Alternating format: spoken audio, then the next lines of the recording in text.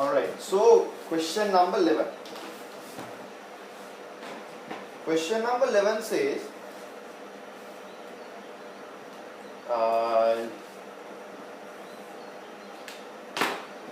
let P be a real number and P is between 0 and 1. Show that 1 is not a root for the equation p squared x squared 2x plus p equals 0. Right? So now in order to show that this is not a, so now to show that x equals 1 is not a factor, right? What you need to do is we just need to substitute. So now I am going to consider this as fx. So what I am going to do is I am going to put x equals 1 and then that means f1, that is p squared plus 2 plus p. Now if this condition is not given, this can be 0, right? But because this condition is given, we know that p is greater than 0. Therefore f1 is not 0. Therefore x equals 1 is not a factor. Then you can write the reason is the factorial.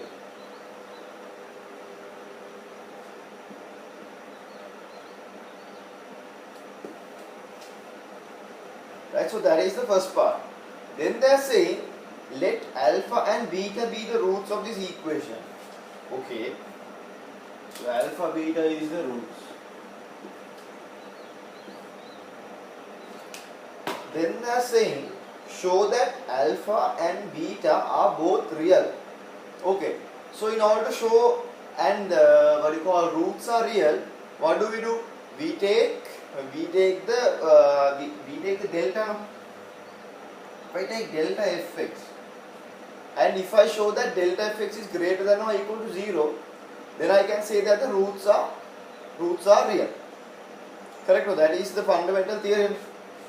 So now if I remind you all the theory, so in theory if fx is ax square plus bx plus c, then delta fx is b squared minus 4ac. So now if real, delta fx is greater than or equal to 0. Right, so here what is b squared? That is 2 squared minus 4. What is a? This is p squared. What is c? P. So you will get 4 here. So I am going to take 4 out. 1 minus p cube. Right. So now we have this. No. So we have this. So now if I cube this out, right? If I take the cube of it,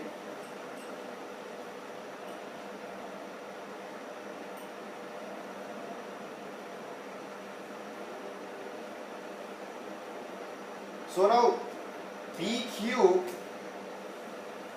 will be less than 1, right? Therefore this part will be greater than or equal to 0. Right? Therefore, this is greater than or equal to 0. Right? So, since delta fx is greater than or equal to 0, the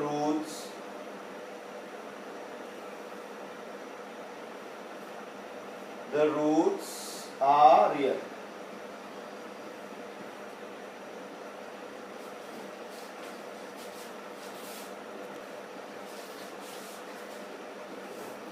Okay. Then they are saying write down alpha plus beta and alpha beta in terms of p. Okay.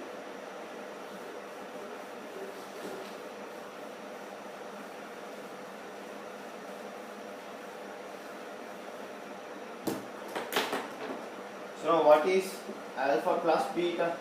That is going to be minus 2 over n,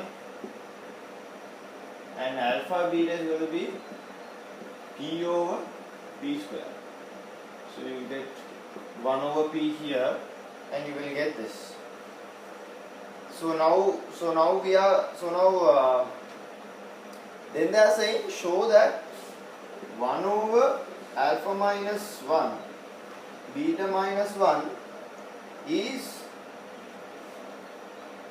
p square plus p plus 2.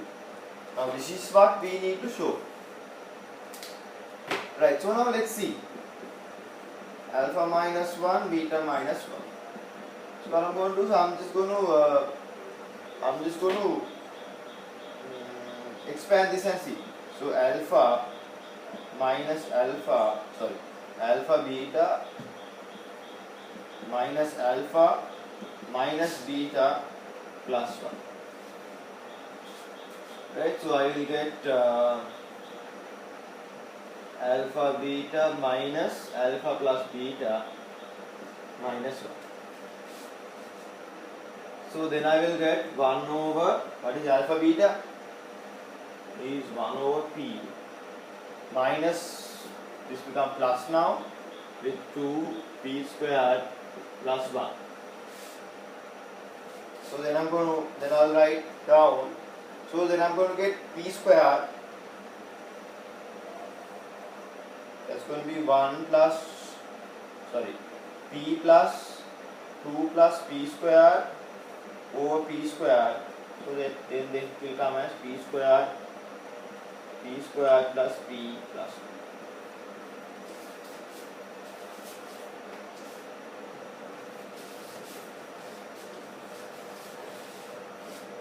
Then they are saying show that the quadratic equation alpha over alpha minus 1 and beta over beta minus 1 is given by the given equation and both roots are positive. Okay.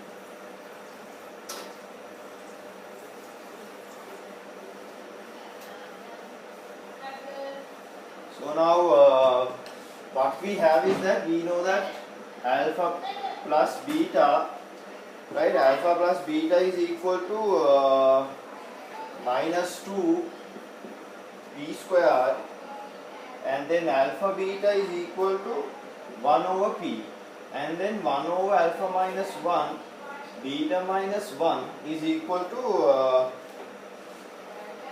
p squared plus p plus 2.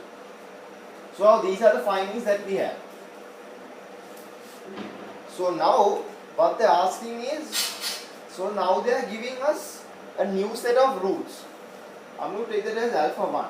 Alpha 1 is going to be alpha minus 1.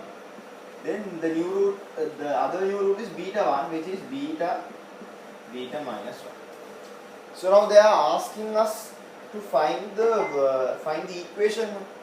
So in order to find the equation, we need to find the addition of the roots and the multiplication of the roots, right? So we need alpha 1 plus beta 1. That is alpha minus 1 plus beta minus 1. So that is going to be what? Alpha minus 1 beta minus 1. Alpha beta minus 1 plus beta alpha minus 1. Right?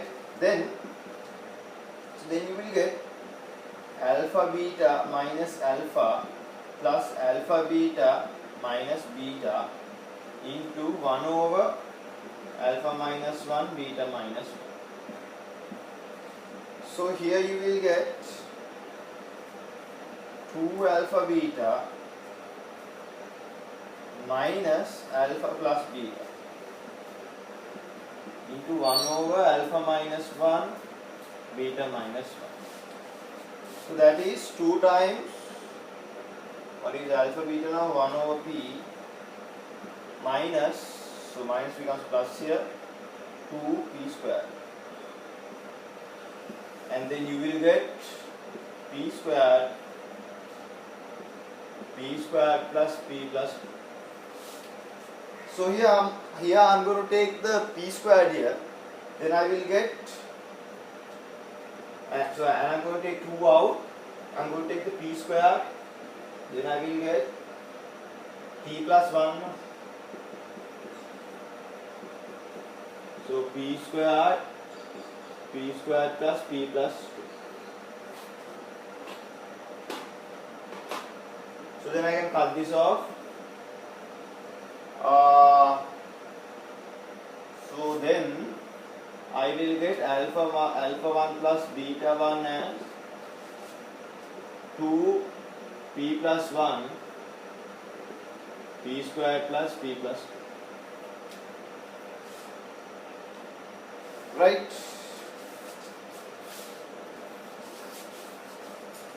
Right. Then we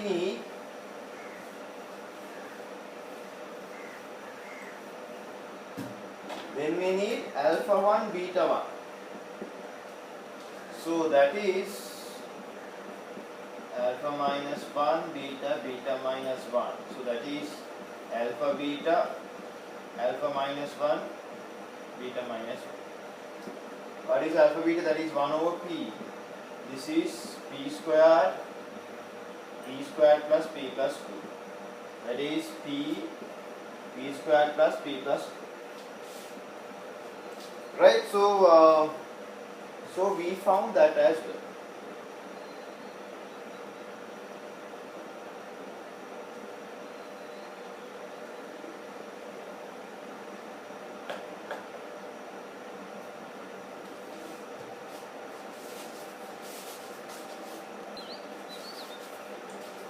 Alright. So now we can write down the equation down. So what is the equation? X squared minus alpha 1 plus beta 1 x plus alpha 1 beta 1 equals 0. So what is so alpha 1 beta 1 we know that is 2 p plus 1 p squared plus p plus 2 x plus p squared plus p plus 2 equals 0. So then I'm going to multiply the whole thing by p squared p plus 2. That is p squared p plus 2 x squared minus 2 p plus 1 x plus equals 0. So this is the answer that they are expecting. Right. So that is done.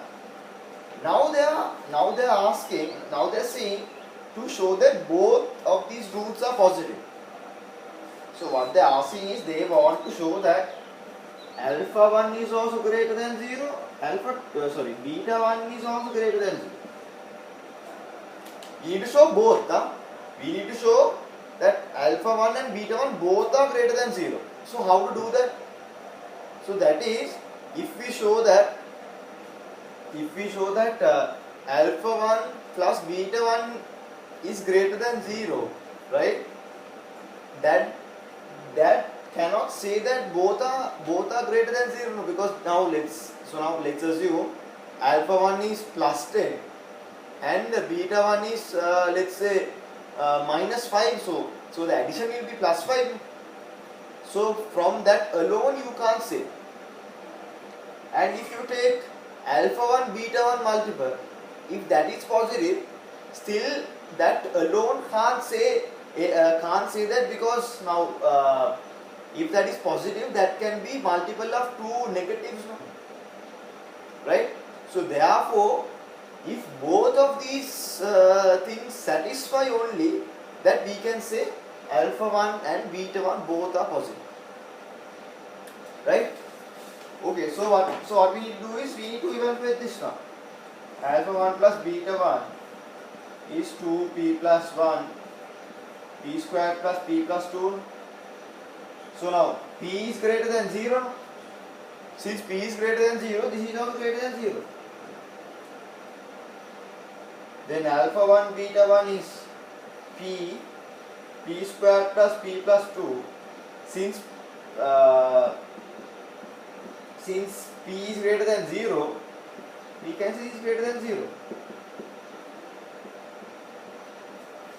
Then we can write, since alpha 1 plus beta 1 is greater than 0, and so this and is important, and alpha 1 beta 1 is greater than 0, both roots are positive.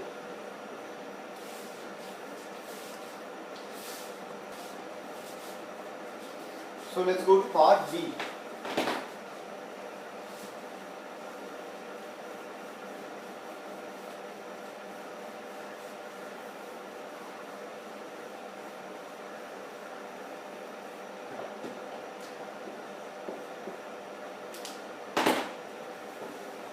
So part B is a remainder theorem and factor theorem question. So part B says, let C and D be non-zero. C is not equal to 0, B is not equal to 0. Non-zero real number, and let fx be x cube plus 2x squared minus dx plus cd. Then they are saying it is given that x minus c is a factor of fx, and that remainder of fx is and that the remainder when fx is divided by x minus d is cd. Find the value of c and d. Okay. Now they are saying x minus c is a factor, right? So we can use the factor theorem, you know. From the factor theorem, we know that fc is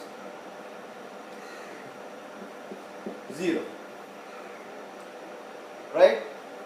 So here if I put fc here, then I'll get c cube plus 2c squared minus dc plus cd is 0. And I can cut this off. Then I will get c squared c plus 2 equals 0. Right? So what is the answers I will get? I will get c equals 0 and c equals minus 2. But this is rejected. So I can say rejected since c is not equal to 0 is given. So the answer is this.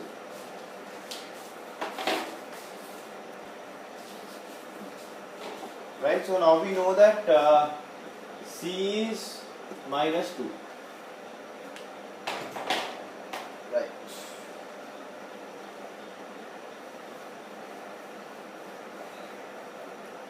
So then then they are saying when divided by x minus d, remainder is cd. Right? So from the remainder theorem,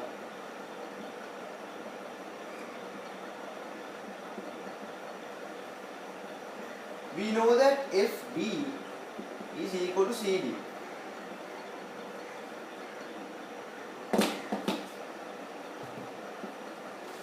So that is, so d cube 2d squared minus d squared plus cd is equal to cd. So then I can cut this off. So then I will get d cube plus d squared is equal to 0. Then I can take d squared out, so d plus 1. Here I will get 2, so from here I can get two answers where d is 0 and d is minus 1. So in the same argument we can reject this. Reject since d is not equal 0 is given. So the answer is d equals minus 1.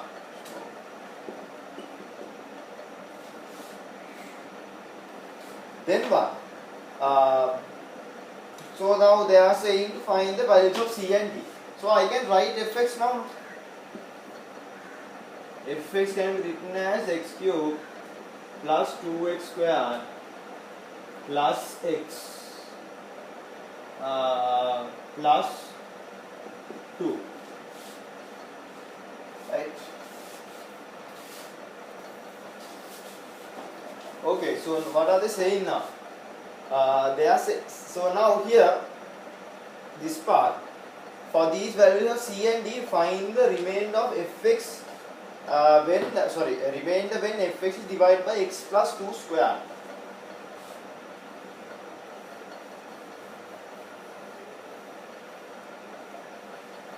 Now, so now this can be done in two ways, using the synthetic division way and the normal way. So now if I use the normal way,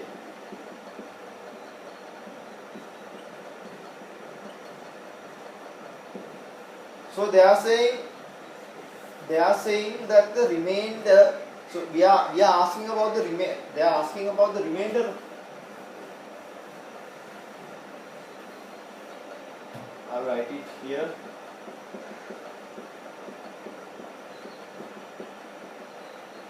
So now they are asking what is the remainder when fx is divided by x plus 2 square. So now here I'm going to take some random function into x plus 2 square, and if I divide this by x plus 2 square, that means the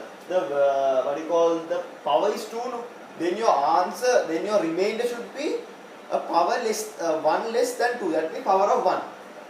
So the remainder will be ax plus b. So what we need to do is we need to find ax plus b, right? So first of all, what you can do is you can put x equals minus 2, then you will get f minus 2 is, so that's basically minus 2 cube 2 minus 2 square minus 2 plus 2 is equal to minus 2 plus 2 square minus 2a plus b. So now this part is 0 now. So here you will get minus 8 plus 8 minus 2 plus 2, that means this is 0. So I'll get minus 2a plus b as 0. That is one thing. So the other thing is, because this is x plus 2 squared, we can use a special technique by differentiating this. So if I differentiate this, now if I take this as, let's take alpha or something, equation alpha. So I'm going to differentiate alpha. That means f dash x 3x squared plus 2 into 2 4x plus 1 is equal to dash x plus 2 squared, then 2x plus 2 plus a. So if I differentiate this, this is basic differentiation. What I am going to do here is, now I am going to substitute x equals minus 2 to here as well.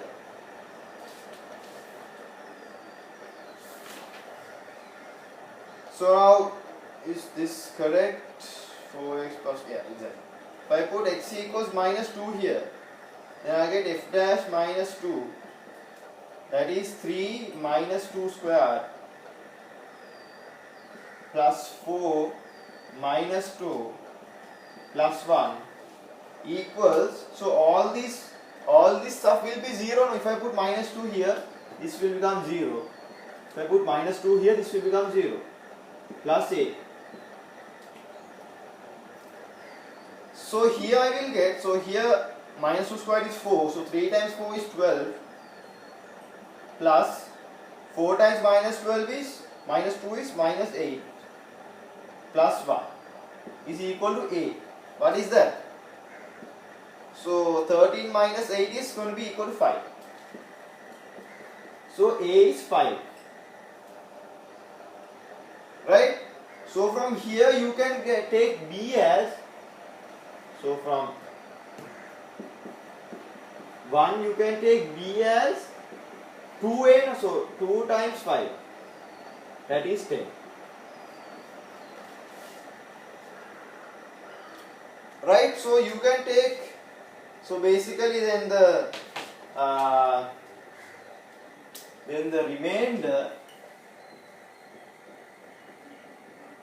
remainder which is ax plus b is 5x plus 10.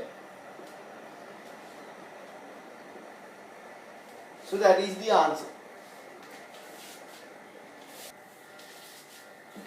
So now the second, so basically the second method.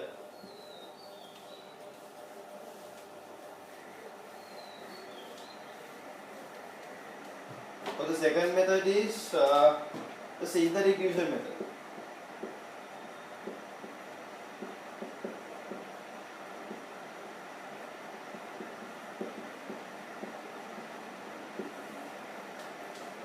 So here you will get all the factors, as in there will not be any variables like this. You will properly get the answer, right? So what's important to know here is that we need to know at least we need to know at least one of the things that what do you call is a factor. So now here we know that x minus c is a factor, no? So now c was what? C was minus 2. So we know that. So now x minus c is a factor. That means x minus minus 2 is a factor. So now we can get the answer from that. So this is 1, 2, 1, 2. So these are the coefficients. So we can divide this by minus 2. So 1, minus 2, 0, 0 times minus 2 is 0, 1, 1 times minus 2, minus 2, 0. So here we can say this is basically x squared plus 1. So we can write fx as x minus minus 2 x squared plus 1. That means x plus 2 x squared plus 1. Right?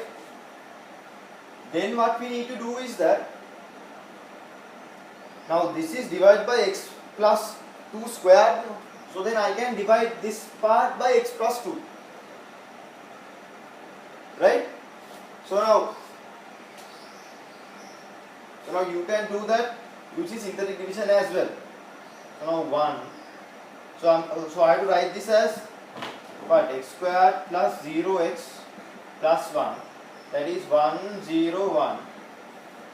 So if I use the same thing as minus 2, 1, minus 2, minus 2, plus 4. That is 5. So here I will get this as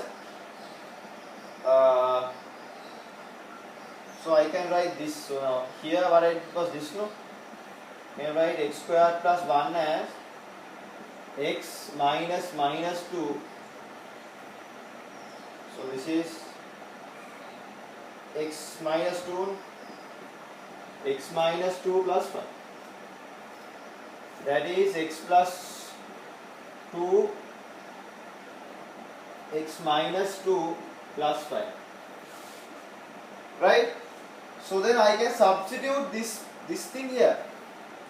So if I substitute that, right? So if I substitute this now, fx is going to be equal to x plus 2, this part x plus 2, x minus 2 plus 5. So here I will get as x plus 2 squared, x minus 2 plus 5 times x plus 2. So this is the answer. So now here this part is the remainder. So then you will get the remainder as